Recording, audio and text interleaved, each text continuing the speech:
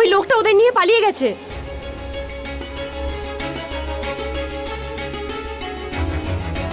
আমি ওদেরকে বাঁচাতে পারলাম না। উমাং, উমাং, সে যেই হোক আমাদের রাজ্যের সীমার বাইরে যেন যেতে না পারে। যেতে পারবে না মহারাজ। ক্রুর সিং, ক্রুর সিং!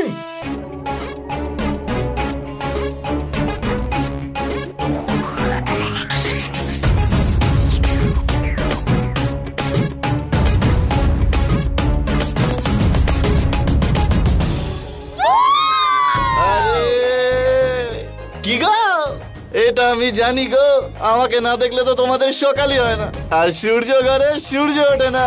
ঠিক ধরেছি, তোমরা সবাই আমার জন্য অপেক্ষা করছিলে না, তাই না? তাই না? তাই না? নাও আমি এসে গেছি তোমাদের সবাইকে একটা করে পাপ্পি দিতে। বাবা, এটা কি করলে তুমি? আমার চাঁদপাড়া মুখটা বিগড়ে গেলে কে জানে কতগুলো অপ্সরারম্ভার মন ভেঙে যেত।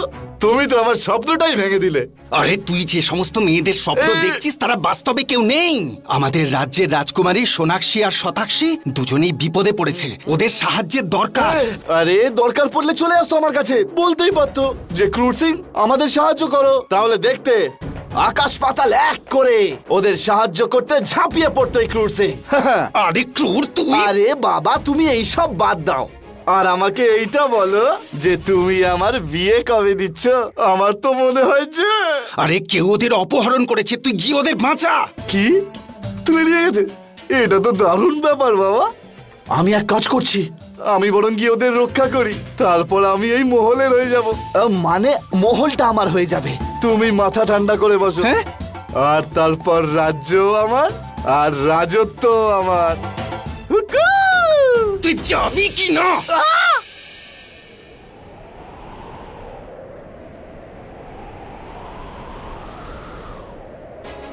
উমাং, তাড়াতাড়ি চলো, তাড়াতাড়ি। আর কত জোরে যাব? আমি একটা ছোট্ট জিন, পড়ে যাব তো। উমাং, আমি মহারাজকে কথা দিয়েছি যে আমি ওদেরকে রক্ষা করব। কথা তুমি দিয়েছিলে, আমি নই। উমাং, তুমি তোমার বন্ধু, আমাকে সাহায্য করো, তাড়াতাড়ি চলো। ঠিক আছে।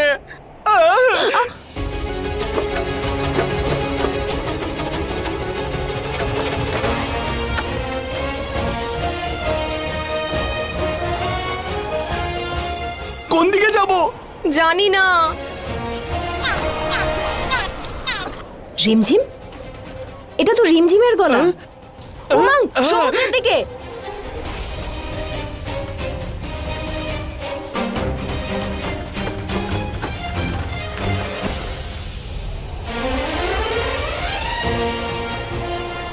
উমাং, ওই যে, ওদেরকে ধরো তাড়াতাড়ি।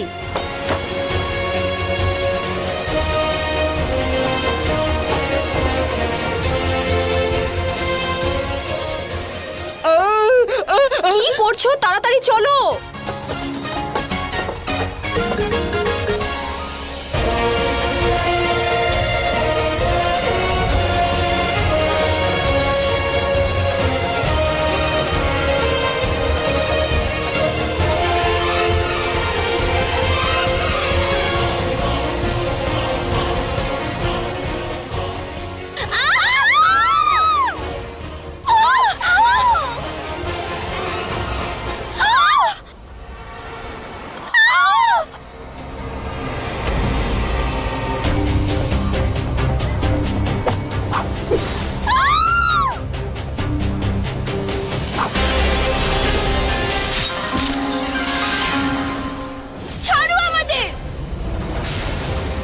এই মোটা জিনটা ওই মেয়েটাকে নিয়ে এসেছে, যাকে কেউ হারাতে পারেনি তাকে ওই দাসীটা হারালো। না, ধীর কখনো কারোর কাছে হারে না, আর যে হেরে যায় সে কখনোই ধীর নয়।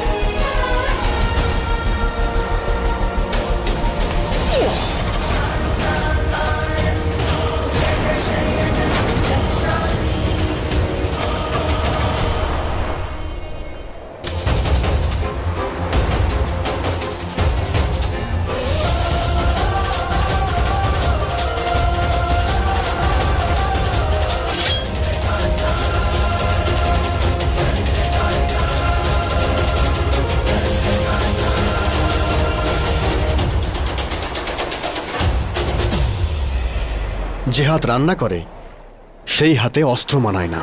অস্ত্র তো এই হাতে তুলেই নিয়েছি।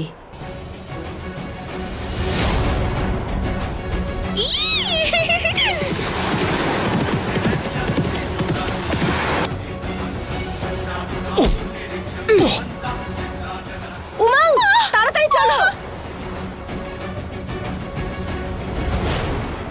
ধীর ধীর যেও না, অবন্তিকারা আমাদের পিছু নিয়েছে। আমি যদি পালিয়ে যাই তাহলে মাকে কি করে মুখ দেখাবো? আর যদি ধরা পড়ে যাও তাহলে মাকে কি বলবে? হ্যাঁ চলো। এই মেয়েটাকে আমি ছাড়বো না, ছাড়বো না এই মেয়েটাকে।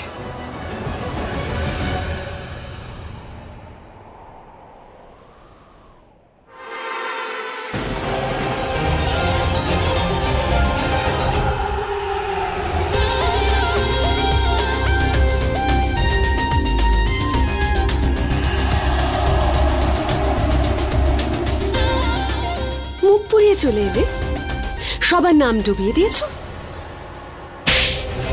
দেখো দেখো কেমন মুখ বেচার করে মায়ের সামনে দাঁড়িয়ে আছে। যদি ছেলেই মায়ের নাক কেটে দেয় তাহলে মায়ের সম্মান থাকবে কি করে? হ্যাঁ, আমার ছেলে হেরে গেছে আর তোমরা সবাই দাঁড়িয়ে দাঁড়িয়ে দেখলে। ধীর, ভুলে গেছো তোমার মা জিততে চায়, হারতে নয়। খবরদার খবরদার, যদি এই কথা চার দেওয়ালের বাইরে যায় তো। আরে সবাই হাসবে ওকে দেখে, কি না কি বলবে। বলবে যে ছেলেই মায়ের সম্মান রাখতে পারলো না। তখন যে আমার কি খারাপ লাগবে, সবাই ছি ছি করবে। না না, এটা হতে পারে না। আরে কিন্তু সবার মুখ বন্ধ করবই বা কি করে? বলবে যে এই দেখো এখানকার পুরুষ সিংহ যে মহাবীর মহাশক্তিশালী, একটা সামান্য মেয়ের কাছে ভেজা বিড়াল হয়ে গেল।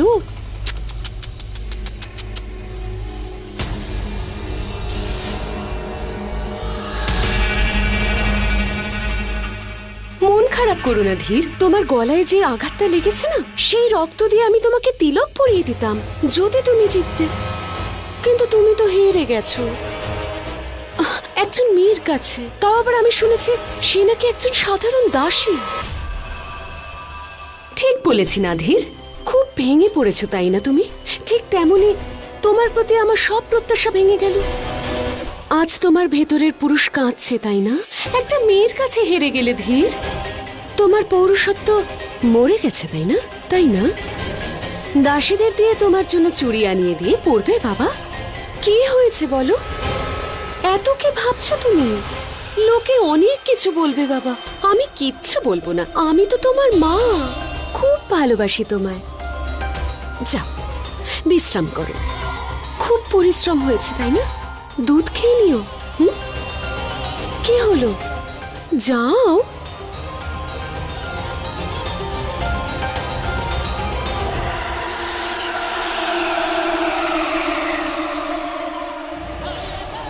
এটা তুমি কি করলে? একে বলে মিষ্টি কথায় ছুরি মারা। ভালোবেসে কাছে টেনে নাও, তারপর ভালোবেসে কটু কথা শুনিয়ে দাও। আজ এই ছেলেটা খুব কাঁদবে। ওর পৌরুষত্বে আঙুল তুলেছি আমি। আত্মবিশ্বাস ভেঙে গেছে ওর। মহারাজ, ক্রুর সিং রাজকুমারীদের নিয়ে এখনই চলে আসবে।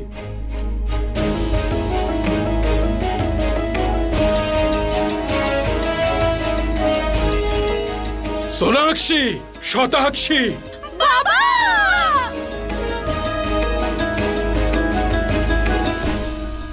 বাবা, ওই চাকরানিটাকে দূর করে দাও। আমরা নিজেদের ইচ্ছেতে ওই প্রিয়তমার সাথে গেছিলাম। আরো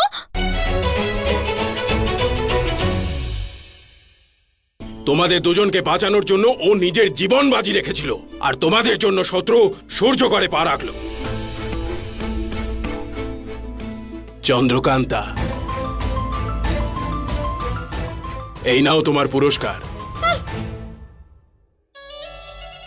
মহারাজ, আজকে আমার বন্ধু উমং যদি না থাকতো আমি এদেরকে বাঁচাতেই পারতাম না।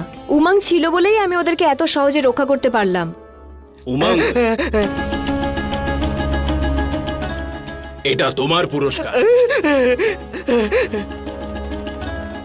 ধন্যবাদ।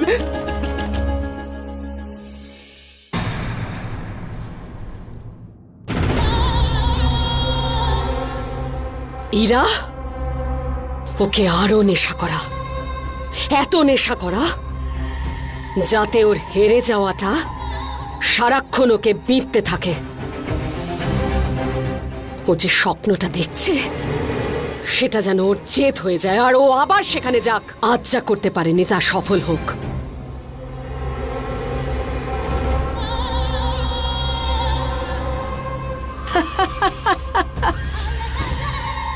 এত হাসার কিছু নেই ঘাটের মরা, না হলে এটা আমি তোর মুখে ছুঁড়ে মারবো।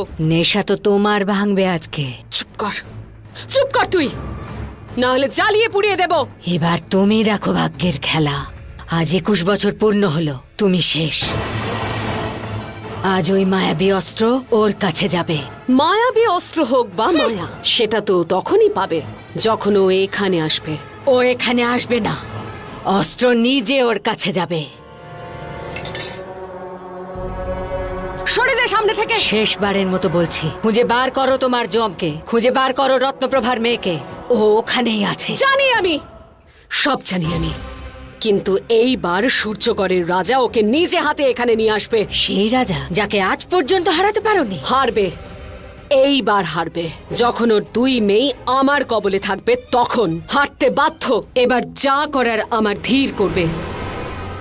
ঘাটের মরা, আজ তুই এক গ্লাস খেয়েই নে যাতে তোর এই কথাগুলো বন্ধ হয়। আয় যা।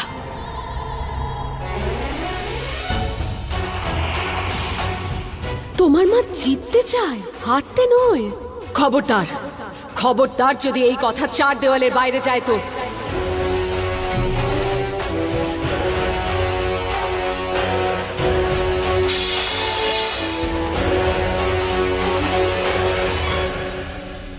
আজ তোমার ভেতরের পুরুষ কাঁদছে, তাই না? একটা মেয়ের কাছে হেরে গেলে ধীর। তোমার পৌরুষত্ব মরে গেছে, তাই না? তাই না? দাসীদের দিয়ে তোমার জন্য চুড়ি আনিয়ে দিয়ে পরবে বাবা, কিন্তু সবার মুখ বন্ধ করবই বা কি করে? বলবে যে এই দেখো এখানকার পুরুষ সিংহ যে মহাবীর, মহাশক্তিশালী।